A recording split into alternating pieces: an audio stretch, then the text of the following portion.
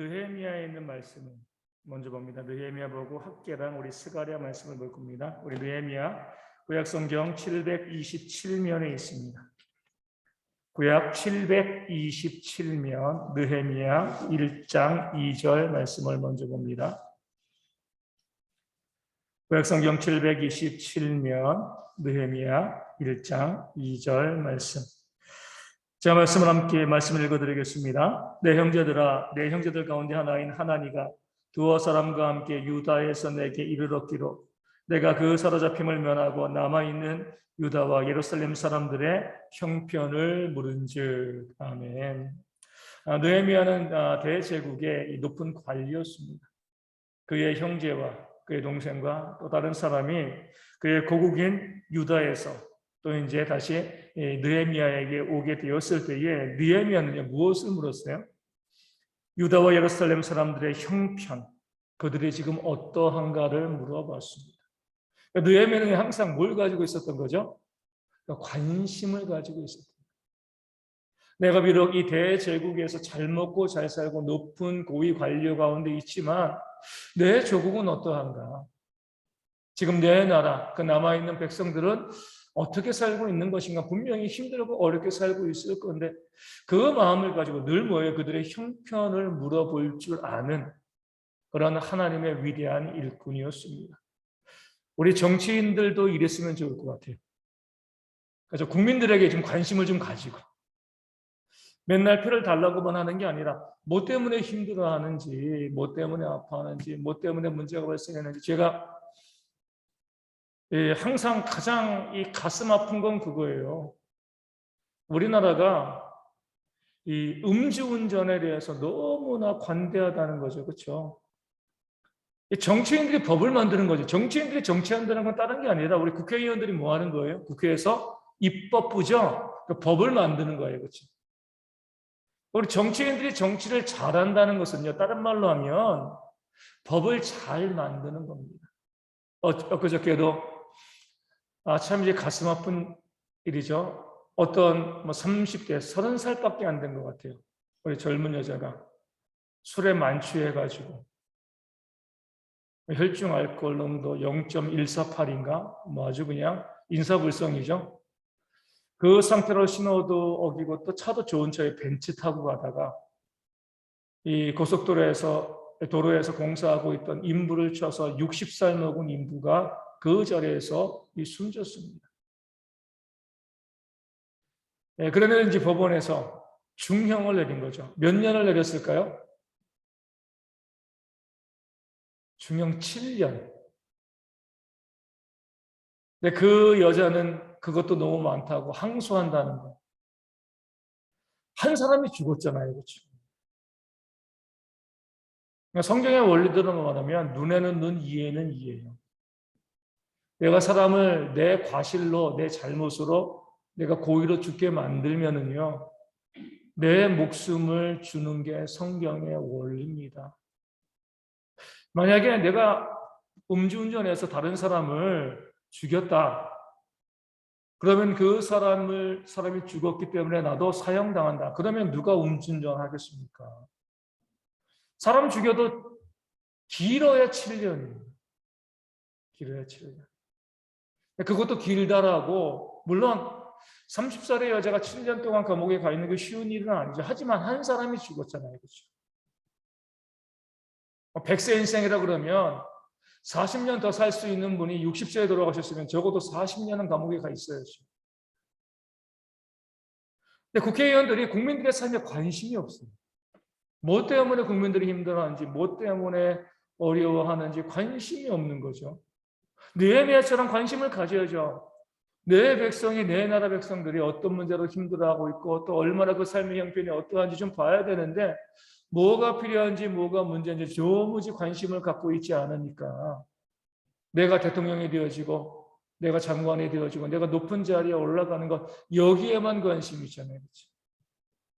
흔히 말하는 것처럼 선거 때는 막 시장 다니면서 나 서민입니다라고 이야기하고 대통령 되면은 관심이 전혀 없는 거죠. 그렇죠?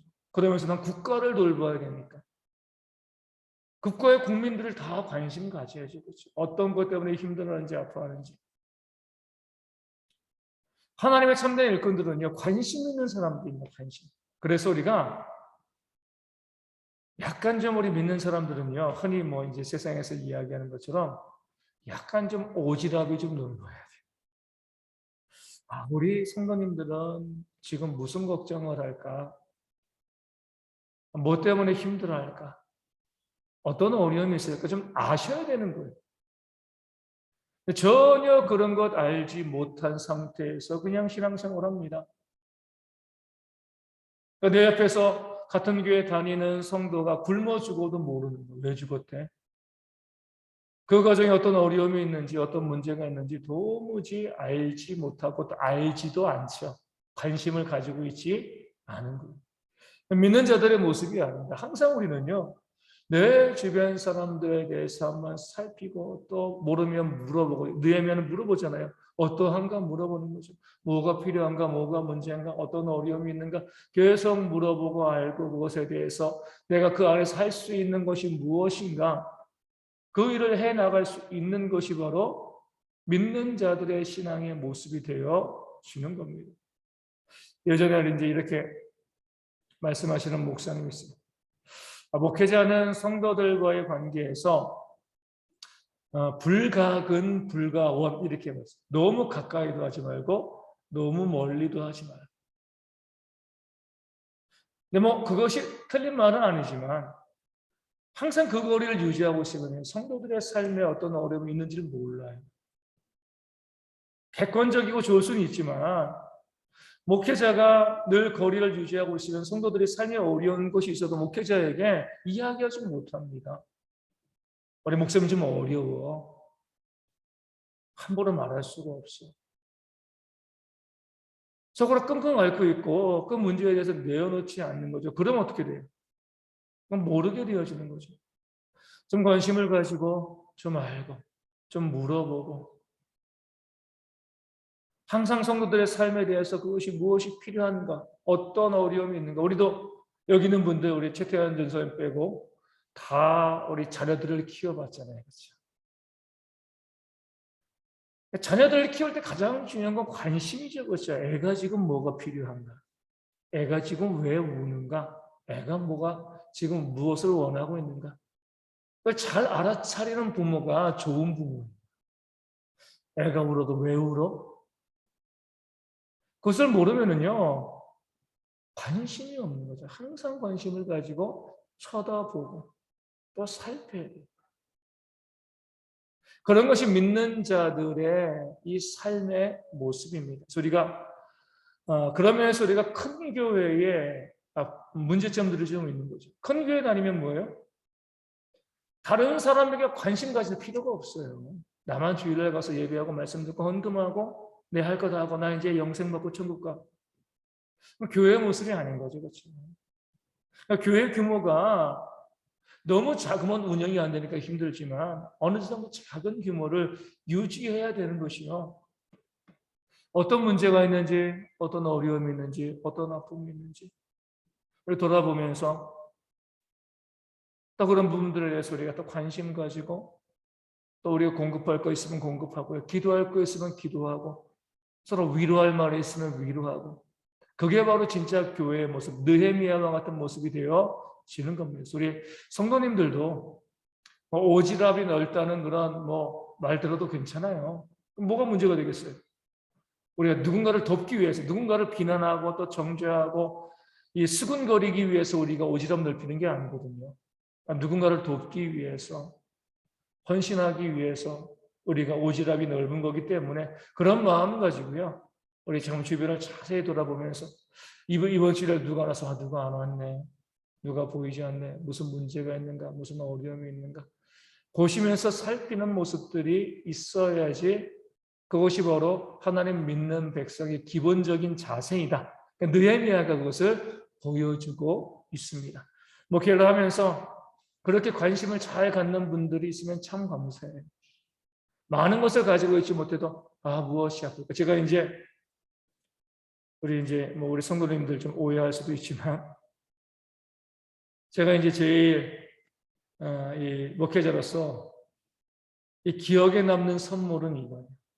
제가 이전 교회에 우리 안천 저희 대형교회 얘기를 하면 우리 이제 편을 가를 수 있으니까 이전 교회 있을 때 제가 이제 뭐 한 2년도 채 있지 않았는데, 제가 이제 지금도 그러지만 목이 쉴 때가 좀 많아요, 제가. 그러면 이제 그 안천교회 그 근처에는요, 거긴 또 이제 이 지방이잖아요. 또 제약회사가 많고, 또 제약회사에 다니는 교인들도 많아요. 뭐 제가 말씀을 증거하다가 목이 쉬고 또 감기 기운이 있고 그러면 새벽기도 끝나고 이제 이 기도하고 또 사무실에 들어가면 이 사무실 입구에 봉지가 하나 있어요. 감기약. 비싼 거 아니에요, 그렇죠? 제약회사 직원이니까 그냥 가져오는 거. 하지만 우리 목사님이 감기에 걸리셨구나, 목이 아프구나, 내가 약을 가지고 있으니까 이 약을 하나 내가 목사님 드리고 또 먹고 낫으면 좋겠다. 뭐 아주 비싼 선물보다는요, 비싼 선물은 그것도 저에 대한 관심이겠지만, 하지만 이제 그거보다는 그렇게 소소하게 우리 목회자가 지금 어떤 어려움이 있는가, 어떤 문제가 있는가, 내가 이것을 한번 드리면 좋겠다.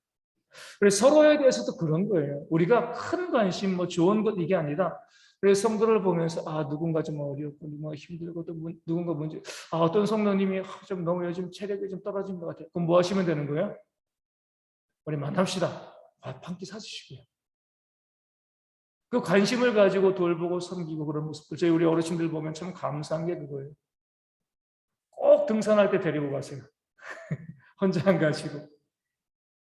같이 가는 게 재미도 있지만 그래도 같이 갑시다. 같이. 서로 운동하는 것이 서로에게 좋은 것 아시니까 같이 운동도 하고 또 건강하게 오랫동안 우리 신앙생활 하길 바라는 그런 마음 가지고 관심을 갖는 거죠. 그런 신앙, 우리 성도들에 대한 관심들이 우리 성도들 가운데 있어야 돼요. 교회도 보셔야지. 교회에 또 어떤 것이 필요할 것인가, 또 교회에 또 무엇을 내가 해야 될 것인가. 쭉 보시면서 어떤 분들은 1년 내내 교회를 다니시면서 교회 화단에 무슨 꽃이 있는지도 몰라. 어떤 것이 있는지도 모르고 그냥 화단에 있는가 보다. 이런 모습으로.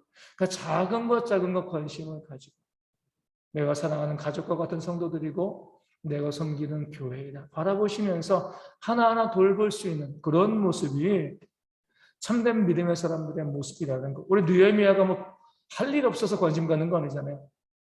대제국의 고위 관료입니다. 얼마나 바빴겠어요. 그럼에도 왜 관심이 있으니까 물어보고 알고 또 그 관심을 가지고서 또 그 나라를 위해서 또 기도하는 그런 모습을 느헤미야는 보이고 있는 겁니다. 1장 6절에서 7절 말씀 보겠습니다. 제가 성경에서 가장 좋아하는 인물 중에 한 명도 느헤미야입니다. 참 배울 점이 많아서 그래요.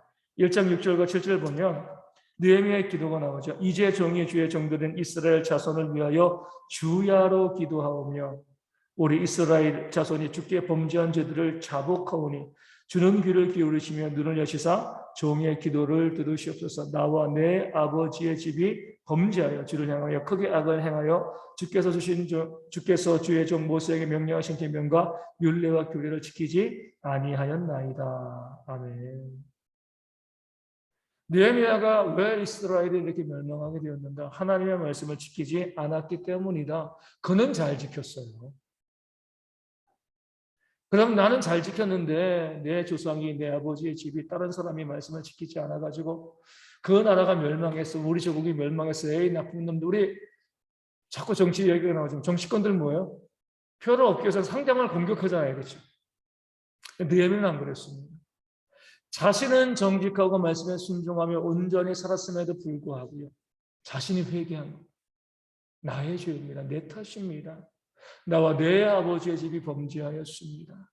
그 민족의 죄를 품고요. 자신이 품고 자신의 그것을 가지고 기도하는 예수님의 마음이잖아요. 죄가 없는 자로 돼 모든 사람의 죄의 짐을 짊어지시고 십자가에 달리신 것처럼 우리가 그런 예수님을 따라가는 사람이라고 하면은요. 우리는요, 다른 사람의 부족함과 연약함이 보일 때 비난하고 정죄하는 것이 아니라 그것을 내 품에 품고 기도하는 것이 믿는 자의 모습이어야 돼요. 자꾸 우리 손가락질 저 사람 누구 자꾸 이렇게 하고 저렇게 신앙생활 해가지고 저렇게 살아가지고 저렇게 말해가지고 저렇게 자꾸 우리 손가락질하면서 비난하고 정죄하거든요. 믿는 자의 모습이 아니에요. 구원받지 못한 자들의 모습입니다. 우리가 이렇게 보셔야 돼요. 다른 사람의 허물이 내 눈에 보인다는 것은 하나님께서 정죄하고 비난하라고 보여주시는 것이 아니라 그것을 품고 기도하라는 거예요.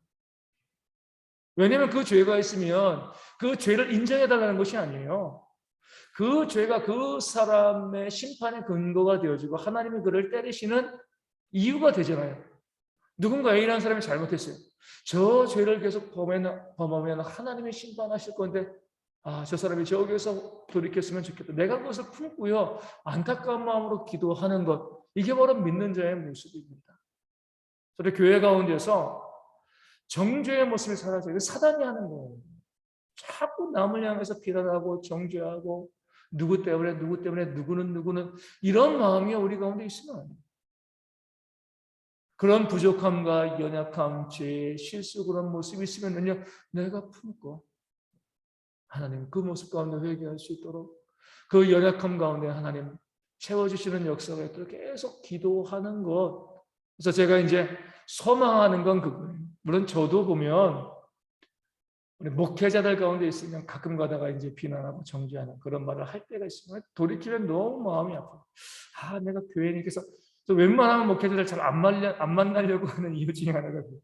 만나면 그렇게 이야기가 나오면 또 이야기하게 되어져서 만나는 게 별로 유익하지 않다. 왜냐면은 제가 제 자신을 잘 다스리면 좋은데 그러지 못하기 때문에 그러기 위해서 뭐예요? 환경을 바꿔야죠. 그렇죠?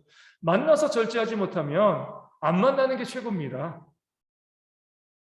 그래서 우리도 항상 우리 대형교회 가운데서 완전히 사라질 수는 없지만 남을 향한 비판과 정죄의 말들은 좀 사라지고요.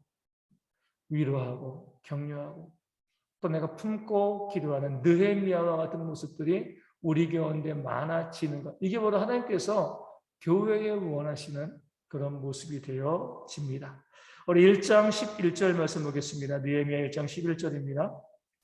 주여 구하오니 귀를 기울이사 종의 기도와 주의 이름을 격려하기를 기뻐하는 종들의 기도를 들으시고 오늘 종이 형통하여 이 사람 앞에서 은혜를 입게 하옵소서 하였나니 그때 내가 왕의 술관원이 되었느니라. 아멘. 이 사람 앞에서 은혜를 입게 하옵소서. 이 사람이 누구예요? 누구죠? 그렇죠. 그 다음 2장 1절에 나와 있는 아닥사스다 왕이죠. 이 기도가 중요한 게 이겁니다. 우리가 이제 이렇게 보시면 안 돼요. 느헤미야가 조국을 향한 그 마음을 가지고 있다가 왕 앞에서 얼굴에 수심이 있었는데 내 얼굴에 수심이 뭐냐? 그래 맞아. 내가 이때 이것을 이야기해야지. 이게 아니라 이미 기도하면서 계획을 세운 거예요. 그렇죠? 계획을 가지고 왕 앞에 나아간 것이지 고글해한 그 마음만 가지고 안타까움만 가지고 왕 앞에 갔는데 마침 왕이 물어보니까 이때다 싶어서 이야기한 게 아닌 거죠. 그러니까 느헤미야의 기도가 아름다운 것은요. 기도하면서 뭐예요? 계획을 세우면서 기도하는 거예요. 이런 거죠. 하나님 우리 교회가 부흥하게 해주세요. 이 기도 나쁜 기도는 아니지만 좀 맹탕인 기도입니다. 하나님 우리 교회가 부흥하게 해주시옵소서. 그것을 위해서 내가 누구를 전도하겠습니다. 그러니까 우리 기도하면서 계획을 품어야 되는 거예요. 내가 무엇을 하겠습니다. 하나님 우리 대형교회가 사랑이 넘치는 교회가 되어지길 원합니다. 이렇게 기도하고 끝나면요 내가 할 게 아무것도 없어요. 그냥 교회가 그렇게 되어지길 바라는 거예요. 하나님 우리 대형교회가 사랑이 넘치는 교회가 되어지길 원합니다. 내가 그것을 위해서 이번 주에 내가 설거지하겠습니다. 내가 뭐 하겠습니다. 내가 무엇을 이웃에게 나누겠습니다. 여기까지 우리의 기도가 가야지 그 기도가 진짜 기도입니다. 근데 우리는요 늘 뭐랄까요? 이론적인 기도만 하는 거예요. 하나님 교회 부흥해 주시고요. 하나님 우리 교회 사랑이 넘치게 해주시고요. 우리 주일학교 부흥을 해서 기도하는데 그럼 나는 주일학교에서 무엇을 이건 없어요. 그러니까 무조건 주일학교가 부흥할 수 있도록 해주세요. 이 기도는요 우리가 기도를 반밖에 못하는 겁니다. 방향은 맞아요. 서울에서 부산으로 가는 방향을 내비를 찍어요. 그런다고 가나요? 차 시동을 걸어야죠. 그렇죠? 운전해야죠. 야, 그래, 부산이 저쪽에 있어. 한 400km야. 하지만 나는 여기 인천에 계속 있는 거예요. 항상 그 마음을 가지고 우리가 어떤 계획을 품었으면요, 어떤 뜻을 품었으면 구체적으로 내가 무엇을 어떻게 해야 할 것인가, 여기에 대한 계획을 세우고 그것까지 기도하셔야 돼요. 우리가 우리 전사님들이 아픈 분들을 위해서 기도해, 하나님 우리 아픈 분들이 있습니다. 그럼 하나님 제가 어떻게 합니까? 내가 그럼 그분을 위해서 하나님 제가 이렇게 기도하겠습니다. 내가 직접 내가 의사도 아니고 내가 병원 믿어줄 것도 아니기 때문에 우리 그런 거 할 수 없으니까. 그럼 내가 그분을 위해서 내가 어떻게 할까? 내가 매일마다 시간을 내가 3분 5분 정도 그분에서 집중적으로 기도하겠습니다. 그러니까 기도하면서 느헤미야처럼 계획을 가지고서 하나님께 기도할 수 있는 그런 지혜가 있어야지 그게 진짜 기회가 되죠. 하나님께서 그런 사람들의 계획을 들어 쓰시고 역사하시는 겁니다. 우리 2장 4절 말씀 보겠습니다. 우리 잘 알고 있는 말씀, 제가 또 자주 말씀드리는 말씀이죠. 느헤미야 2장 4절, 왕이 내게 이르시되 그러면 내가 무엇을 원하느냐 하시기로 내가 곧 하늘의 하나님께 묵도하고. 정말 지혜로운 사람이죠. 그렇죠? 왕이 물어봤어요. 그러니까 이미 계획을 다 갖고 있었기 때문에 왕이 나에게 물어보면 나는 이렇게 대답할 거다. 이미 답을 가지고 간 겁니다. 몰라서 묵도한 게 아니에요. 처음부터 기도할 때부터 왕에게 은혜를 구할 것이다. 그 마음을 가지고 왕이 나에게 무엇을 원하느냐 요청하면 내가 이야기해야지. 그 답을 다 가지고 갔지만 그럼에도 불구하고 뭐예요? 느헤미야는요, 왕이 물어볼 때 먼저 묵도했어요. 왜요? 내가 아무리 계획을 이야기해도 왕이 안 들어주면 소용없는 거잖아요. 내 계획이 아무리 좋아도요, 채택되어지지 아니하면 의미가 없는 겁니다. 그런 면에서 느헤미야는요, 하나님, 이 왕의 마음을 열어주시고 내가 이 왕 앞에, 아닥사스다 왕 앞에 내 계획을 이야기할 때 그것을 기쁘게 받아들이게 해주옵소서. 항상 매 순간순간마다 기도하는 거죠. 제가 이제 믿음이 좀 연약해서 그런지 모르지만 오늘 오전에도 우리 이제 이은희 전도사님 위한 그 기도, 긴급 기도, 지금 긴급한 상황이니까 해서 이제 문자를 보냈습니다. 그리고 나서 이제 우리 목회자들 카톡에 기도하겠습니다. 계속 이제 올라오는 것이죠. 제가 이제 잘 모르겠어요. 기도하겠습니다라고 쓴 건가? 기도를 진짜 했는가? 라는 부분들. 우리 교인들에게 다 나눠서 우리가 기도하고 있습니다라고 이제 우리 이제 목회자 카톡방에 올리고 저는 바로 올라왔어요. 와서 여기. 왜냐면 제가 기도해야 되니까. 항상 기도해야 되는 건 알아요. 기도해야죠. 하지만 정말 느헤미야처럼 기도하셔야 되는 거예요. 기도해야 되는지 아는 게 아니라 기도하셔야 되는 거죠. 어떤 일의 결정 가운데 있을 때, 어떤 문제가 우리 가운데 닥칠 때, 어려움이 닥칠 때 하나님을 믿고 진짜 기도를 하시는 거예요. 하나님께서 역사하시는데 기도하지 않으면 하나님의 역사가 임하지 않는 거죠. 우리 이제 이와 계시는 김학봉 성도님이 이번 달 내로 이제 이사를 하셔야 돼요. 집이 경매로 넘어가서 집을 계속해서 알아보는데 그게 이제 잘 안 되고 지난주에 보려고 했는데 또 그 집이 나갔다 그러고 또 이제 원하는 가격이 이제 월세를 얻으러 가시는데 원하시는 가격이 있으니까 거기 맞춰드리려고 여러 군데 이제 알아보다가 길이 계속해서 열리니까 기도하는 거죠. 서재 기도하고 또 인터넷으로 알아보고 또 찾아가서 또 집을 보고 또 그러다가 이제 어제 또 마지막 오동주 선생님께서 교회 오셔가지고 또 물어보니까 또 아는 부동산이 있어가지고 그래가지고 그 집을 가서 오늘 계약하고 이제 다다음 주에 이사하십니다. 집이 비어 있어서. 제가 알아봤을 때는 집들이 별로 좋지가 않아요. 월세 집인데. 다 원룸인데도 도배도 좀 너무 이제 뭐랄까요, 성의 없이 하고 집들도 너무 좁고. 하나님께 하나님 이사 가셔야 되는데 좀 좋은 집으로 좀 이사 갔으면 좋겠습니다. 어제 이제 갑자기 이제 생긴 그 집에 가서 보기 봤는데 원룸도 아니고 방이 2개, 가격은 똑같고 월세는 똑같고 도배도 너무 깨끗하게, 집안도 너무 깨끗하게 있는 집이 하나 나왔더라고요. 그래서 오늘 모시고 가서 이제 계약을 하고 12월 1일 날 이제 이사를, 12월 거기도 이제 이 법원에서 강제 집행이 있기 때문에 빨리 이사를 하셔야 되는 거거든요.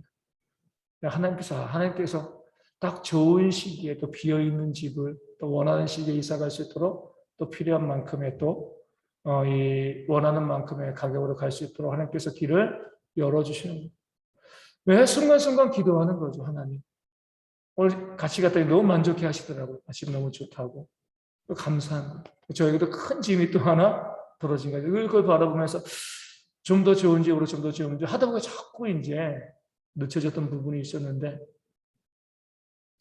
그러니까 매 순간순간마다 하나님께서 길을 열어주시지 아니하면 길이 보이지가 않는 거거든요. 그때마다 우리가 할 수 있는 것은 느헤미야와 같은 묵동을, 하나님 길을 보여주세요. 하나님께서 우리의 기도를 잊지 않으십니다. 기도 안 할 따름이죠. 그죠? 기도 안 해서 문제가 발생하는 것이죠. 기도하면 그것이 우리 자녀들, 사랑하는 자녀들에게 필요한 그 기도의 제목이라고 하면 왜 하나님께서 그 사랑하는 백성의 기도를 들어주시지 않겠습니까? 이 믿음이 있어야 돼요. 그 믿음을 가지고 계속 기도하고 묵상하고. 쭉 보니까 참 감사한 건 왜 그동안 내가 알아봤던 집들이 계속 안 됐는가? 왜 안 됐는가? 지금 이제 계약한 집을 보니까 알겠더라고요. 야, 이 좋은 집이 있었는데. 다 반지하고요. 너무 밀집한 원룸이고. 좀 그렇다라고 했는데 정말 그 좋은 집이 나타났다. 그러면서 항상 하나님께서 안 되게 하실 때는 이유가 있어요. 무조건 되어지는 것만이 좋은 게 아니거든요. 안 되어지게 하시는 데는 이유가 있고, 하나님께서 예배하고 준비하고 우리가 기도하고 나가면 하나님께서 그것을 주심을 믿고 또 나아가는 거죠. 그런 면에서 우리 모든 성도들이 느헤미야와 같은 기도, 순간순간마다 우리 기도하셔야 돼요. 내가 버스를 탈 때도, 내가 어디를 갈 때도, 내가 무엇을 할 때도 하나님 내 발걸음을 인도하여 주옵소서. 묵도하고 기도할 때 그런 우리 가운데 역사하시는 하나님의 은혜가 충만하게 있게 되어질 줄로 믿습니다. 2장 8절 보면은요, 기도의 응답이 나오죠. 느헤미야 2장 8절입니다. 또 왕의 삼림감독 아삽에게 조서를 내리사 그가 성전에 속한 영문의 문과 성곽과 내가 들어갈 집을 위하여 들보로 쓸 제목을 내게 주게 하옵소서 하며 내 하나님의 선한 손이 나를 도우심으로 왕이 허락하고. 아멘. 느헤미야가 내가 했다는 거 없어요. 내 하나님의 선한 도우심. 여러분, 이 얼마나 아름다운 고백. 내 하나님이에요. 내 하나님. 우리의 하나님도 아니고 내 하나님. 선한 손이 나를 도우심으로 왕이 허락해. 내가 말 잘하고 내가 준비 잘해서 왕이 내가 요청한 건 허락할 수밖에 없는 것이 아니라 내 하나님의 선한 손이 도우셨기 때문에 왕이 허락하셨다는 거예요. 사람들의 마음을 움직이시는 것은 바로 하나님이십니다. 우리 기도할 때 하나님께서 그 사람의 마음을 움직이시고 그것을 통하여서 하나님의 역사를 이뤄 가시는 거죠. 우리는 그런데 하나님의 도우심을 구하기보다 내가 설득력 있게 어떻게 말을 잘해가지고 내가 준비를 잘해서 저 사람을 설득해야지. 여기에는 많이 신경을 써요.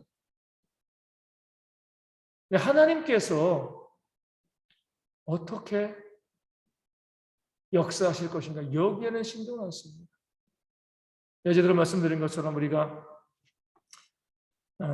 청년들을 데리고 선교지에 가게 되어질 때 늘 안타까운 모습들이 좀 많이 있어요. 정말 준비 열심히 합니다. 가서 워십도 하고 드라마도 하고 또 이제 복음을 증거하기 위해서 많이 애쓰고 노력을 해요. 주안점을 두는 게 뭐냐면 이 복음의 내용들이 그 아이들에게 그 현지 캄보디아 현지 선교지에 있는 그 아이들에게 어떻게 잘 들려져서 그 아이들이 이 내용을 보고 하나님을 믿을까? 좋은 동기죠, 그렇죠? 그런데 막상 가서 보면 뭐 신통치 않아요. 우리는 잘 준비했는데 뭐가 문제죠? 기도하는 거예요. 기도하면서 준비해야 되는데 우리가 할 수 있는 것, 이거 얼마나 잘할까? 이것만을 하는 거예요.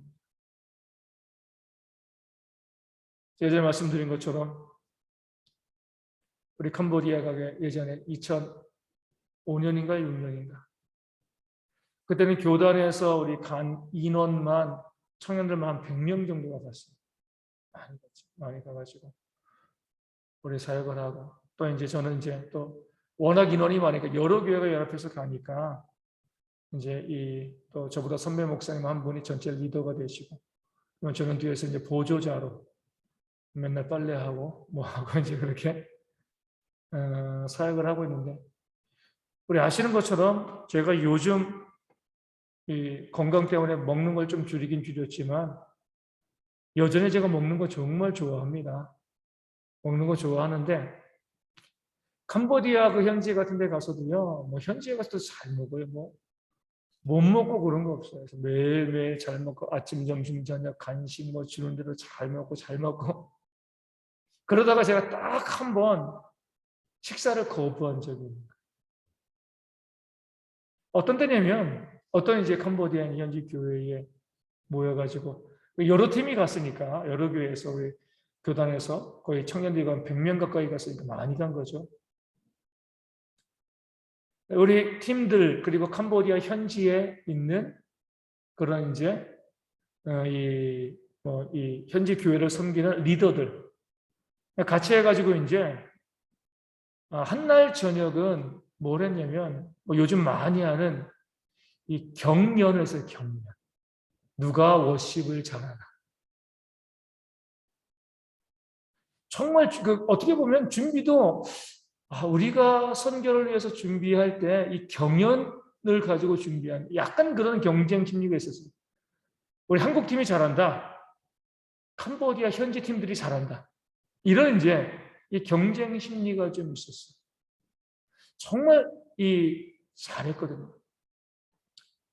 앉아서 제가 이제 뭐 전체 리더가 아니니까 뭐 제가 결정할 거는 없고 그 캄보디아 아이들 이 조그만 아이들이죠. 아이들이 남자건 여자건 조그만 아이들 더운나라니까 반바지 하나만 입고 교회 오는 거예요. 상의도 안 입고 그 아이들이 거의 한 200명 가까이 바글바글 앉아있는 바글바글 앉아있는데 이 앞에서 이제 경연하는 우리 선교팀들 또 캄보디아 그 리더 아이들 캄보디아인들이죠. 정말 잘했는데 제가 보기에 참 안타까운 건 그거죠. 여기서 여기 앉아서 그것을 보는 우리 캄보디아 현지 선교 대상 전도 대상자들이잖아요, 그렇죠? 그 아이들에게는 아무런 관심이 없는 거예요. 누가 잘하나 그 팀원들끼리 그러니까 자기들이 즐기고 자기들이 좋아하고 우리가 이렇게 잘했어. 앉아있는 아이들 대개 그 아이들과 함께 제가 앉아있는데 얘들을 왜 불렀을까? 그러니까 저도 소외감을 느끼는 거예요. 경연을 좀 못하면 좀 어때요? 그 아이들에게 복음을 증거하고 그 아이들에게 다가가는 아이들은 전혀 관심이 없이 본인들끼리 잘했다, 멋있다, 막 서로 격려하고 또 박수 쳐주고 그렇게 집회가 끝났어요. 그러고 나니까 그날 저녁에 제가 밥을 먹기가 싫더라고요. 우리가 왜 선교에 왔는가? 뭐하러? 복음을 증거하고 우리 아이들을 사랑하기 위해서 왔는데 우리끼리 자랑하고 우리가 이만큼 잘했어. 그러니까 출발하기 전부터 기도하지 않은 거죠. 그렇죠? 그러니까 내 자랑, 나를 보여주는 것에만 참 하나님은 기가 막히신 거죠. 그 다음날 이제 아침에도 이제 교회에서 사역을 하는데 그 전날 그렇게 열심히 했던 뭐 이 사역팀 또 전체 리더 목사님까지 해서 거의 한 3분의 1 정도가 탈진해서 쓰러져 버립니다. 사역을 해야 되는데 링거 맞고 난리가 난 거죠. 그동안 그런 일이 한 번도 있지 않았거든요. 그 목사님이 이제 탈진해서 쓰러져 있으니까 이제 제가 이제 그 다음에 리더가 되어 이제 제가 이제 전체를 이끌어가야지. 그래서 사역하기 전에 노예는 사람들 빼고 나머지 청년들 다 불러 모았어. 이렇게 이야기했습니다. 우리가 뭐하러 여기 왔는지 한번 생각을 해봤으면 좋겠다. 우리는 서커스단이 아니다. 복음을 증거하러 온 것이다. 물론 나중에 제가 그 친구들에게 서커스단이라고 이야기해서 상처받았던 아이들도 있었어요. 하지만 그게 사실이거든요.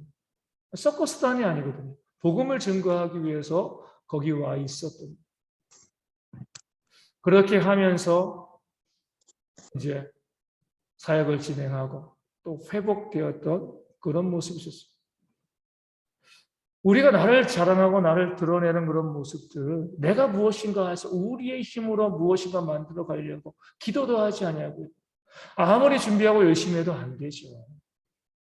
하나님의 선한 손에 도우심, 하나님의 도우심의 손길이 있어야지 한 심령이라고 변화될 수가 있는 거예요.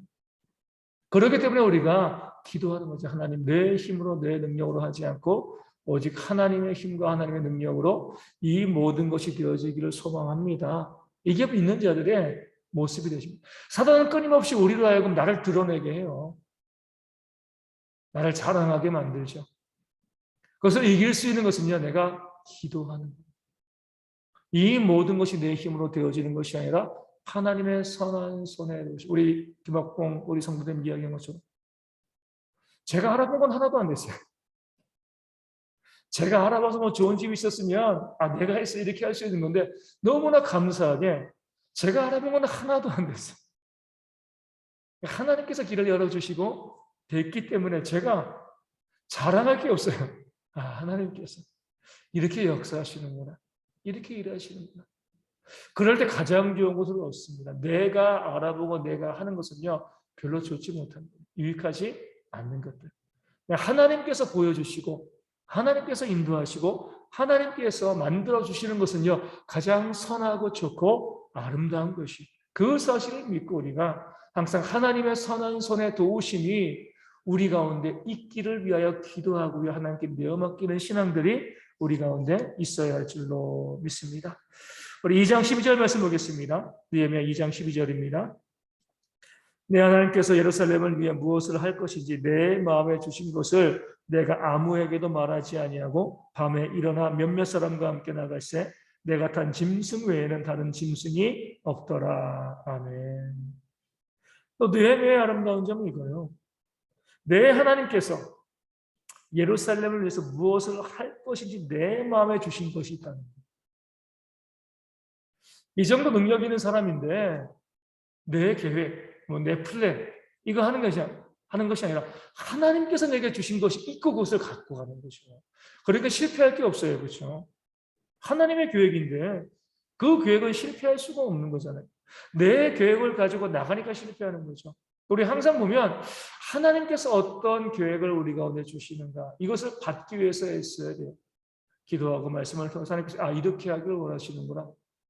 이런 마음을 주시고 이런 계획을 주시는 것 그것을 가지고 하셔야지 하나님께 묻지도 않고 기도하지 않고 말씀도 보지 않고요.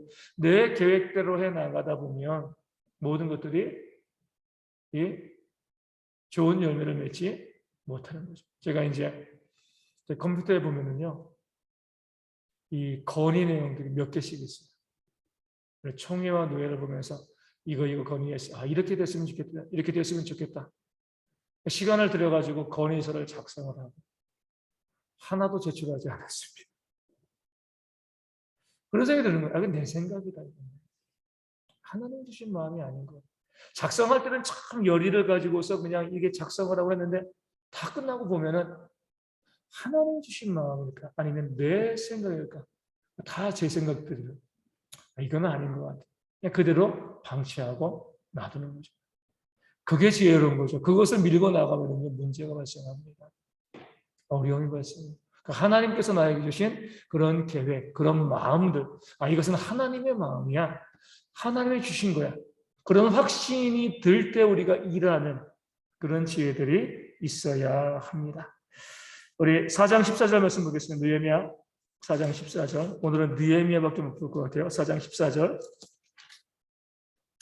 내가 돌아본 후에 일어나서 귀족들과 민장들과 남은 백성에게 말하기를 너희는 그들을 두려워하지 말고 지극히 크시고 두려우신 줄을 기억하고 너희 형제와 자녀와 아내와 집을 위하여 싸우라 하였느니라. 아멘. 자꾸 이 이방 대적들이 느헤미야와 이스라엘 백성들을, 유다 백성들, 예루살렘 백성들을 위협하니까, 두려워하니까 느헤미야가 이해하는 거죠. 하나님이 무섭냐, 사람이 무섭냐. 사람 두려워하지 마라. 사람이 할 수 있는 것, 사람이 우리에게 할 수 있는 건 아무것도 없습니다. 사람이 우리를 죽일 수 있는 것처럼 보이죠. 그것도 하나님이 허락해야지 하시는 거예요. 우리가 정말 두려워할 분은요, 하나님이시죠. 예수님 말씀하셨잖아요. 몸은 죽여도 영혼을 어찌하지 못한 사람들 두려워하지 마라. 몸과 영혼을 능히 지옥의 불에 던져 넣을 수 있는 하나님을 두려워하는 거죠. 하나님을 두려워하고 하나님을 경외하는 것.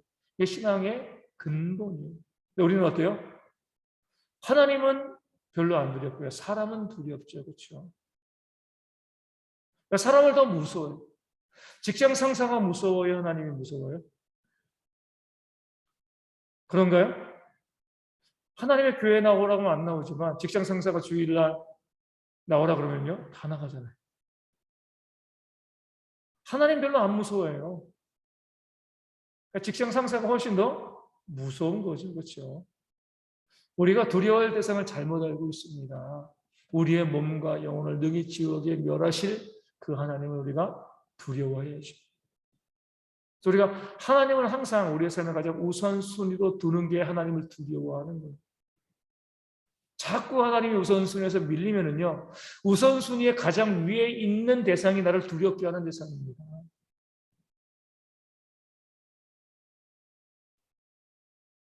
그 우선순위가 하나님이어야지 하나님을 정말 두려워하는 그런 모습, 하나님을 경외하는 모습이 있는 것이지. 이것 때문에 치이고 저것 때문에 밀리고 하나님이 자꾸 그러시면은요, 우리가 하나님보다 사람과 세상을 더 두려워하는 그런 불신앙 가운데 우리가 빠져 있는 것이죠. 우리 6장 13절도 두려움이 나옵니다. 6장 13절에 보면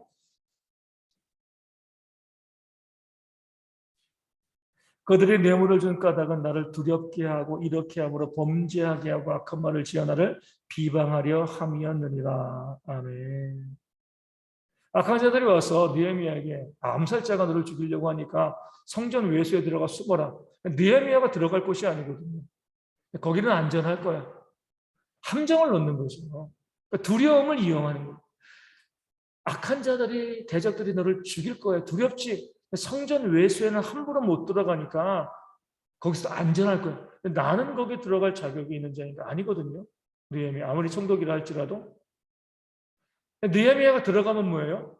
느헤미야가 율법을 어기고 성전 외수에 들어갔다. 그를 비방할 거리를 만들기 위함입니다. 느헤미야가 하나님을 두려워하니까 성전 외수에 안 들어간 거예요. 사람보다. 사람을 두려워했으면은요, 목숨을 구하기 위해서 율법을 어기고 말씀을 어기고 성전 외수에 들어갈 거죠. 그것이 함정이 되어지는 겁니다. 우리 사람이 우리를 두렵게 하는, 그걸 두려워하는 순간 뭐예요? 범죄하게 되어 있어요. 자꾸 사람이 두려우면 우리가 타협하게 되어지고 함정과 올무에 빠지게 되어 있습니다. 하나님을 두려워해요. 아무리 사람이 우리를 미혹하고요, 우리를 위협해도 우리의 영원한 심판자는 하나님이시다. 이 사실을 알면 사람의 미혹과 사람의 위협 가운데 우리가 흔들리지 않게 되어집니다. 오직 하나님만 두려워하게 되어지면 범죄하지 않게 되어지는 거죠. 그러니까 사단이 우리의 두려움을 이용해서 우리를 범죄하게 만든다는 사실을 우리가 아시고, 그러기 위해서는요, 하나님만 두려워하는 그런 신앙이 우리 가운데 회복되어야 합니다. 우리 8장 10절 말씀 보겠습니다. 느헤미야 8장 10절. 느헤미야 8장 10절. 느헤미야가 또 그들에게 이르기를 너희는 가서 살진 것을 먹고 단 것을 마시되 준비하지 못한 자에게는 나누어 주라. 이날은 우리 주의 성일이니 근심하지 말라. 여호와로 인하여 기뻐하는 것이 너희의 힘이니라 하고. 아멘. 음식을 준비한 자들이 있고요, 준비 못한 자들이 있습니다. 그럴 때 뭐라고요? 준비 못한 사람들 책망하지 말고 나누라는 거예요. 우리는 자꾸 책망하기를 줘요. 아, 왜 그거 준비 못했어? 우리 함께 해야 되는데. 성경의 원리는 함께 나누는, 내가 준비되었으면 풍성하게 준비하고 뭐예요? 준비 못한 자들이 있으면 그 준비 못한 것 책망하지 말고 나누면 되는 거예요. 그럼 문제가 해결되어지는데 우리는 나눌 마음이 없는 거죠. 너희는 준비 못했으니까 너희는 가지지 마. 우리는 준비되었으니까 우리는 다 가질 수가 있어. 모든 사람에게 골고루 풍성하게 나누는 것이 하나님의 원리입니다. 내가 준비했다는 것은요, 내가 준비할 수 있는 능력이 있다는 것을 감수하시면 돼요. 너희는 준비 못했으니까 받을 자격이 없어. 여기서 하나님께서 원하시는 그런 모습이 안에서, 우리 교회 가운데서도 보면 열심히 준비하는 사람들이 있고요, 또 여러 가지 이유로 준비 못하는 분들이 있어요. 그럼 자꾸 우리가 비판하고 정죄하고 판단하게 됩니다. 그렇게 하지 마시고 준비 못한 사람들에게 기꺼이 나눠주는 넉넉한 사람.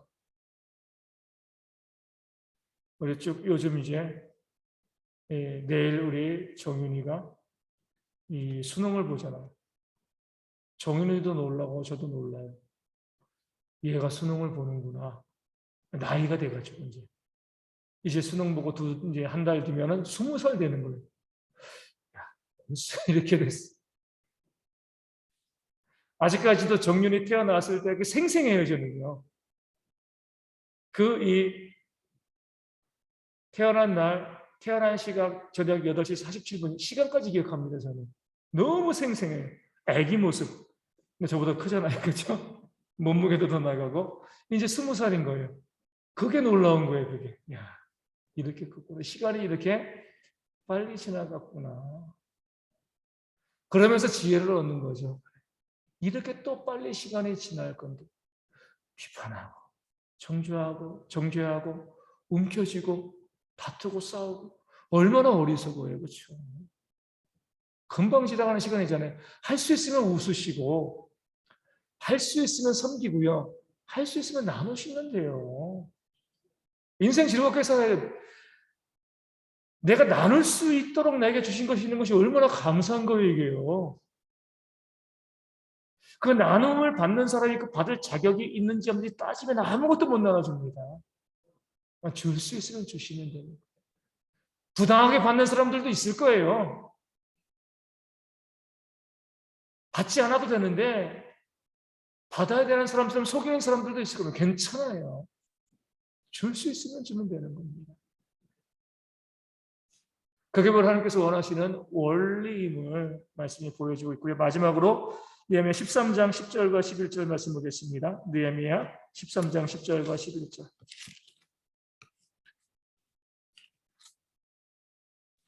내가 또 알아본즉 레위 사람들이 받을 몫을 주지 아니하였으므로 그 직무를 행하는 레위 사람들과 노래하는 자들이 각각 자기 밭으로 도망하였기로 내가 모든 민장들을 꾸짖어 이르기를 하나님의 전이 어찌하여 버림바 되었느냐 하고 그 레위 사람들을 불러 모아 다시 제자리에 세웠더니. 아멘. 레위 사람들 이들은요, 이스라엘 백성들이 드린 11조와 그 제물을 가지고 오직 성전에서 봉사하는 사람들이었어요. 근데 그 11조와 그 예물을 드리지 않으니까 레위 사람들을 먹고 살아야죠. 각각 뭐예요? 자기 밭으로 도망가 버렸습니다. 먹고 살기 위해서. 우리는 이런 말씀 여기까지 보면 뭐예요? 야, 소명감도 없고 사명감도 없이 아무리 뭐 먹을 것이 떨어졌다고 해도 도망가는 게 맞아? 그 레위 사람들 비난하고 정죄하죠. 근데 원인이 뭐냐 이거죠. 왜 도망갔냐? 먹을 것이 없으니까, 먹고 살아야 되니까. 이것을 11절에 보면 레위 사람들이 도망간 것에 대해서 느헤미야는 이렇게 표현합니다. 하나님의 전이 어찌하여 버림받았느냐. 우리가 교회 가운데 헌금을 하는 가장 중요한 목적은 뭐예요? 하나님의 전을 세우는 거죠. 교회를 세우는 거죠. 왜요? 교회의 사역자들이 교회를 섬기며 헌신하기를 바라기 때문에 그래요. 헌금을 하는 원리는요, 이 모든 것이 하나님의 것입니다 고백하는 거죠. 실제적인 원리는요, 교회를 유지해 나가는 거예요.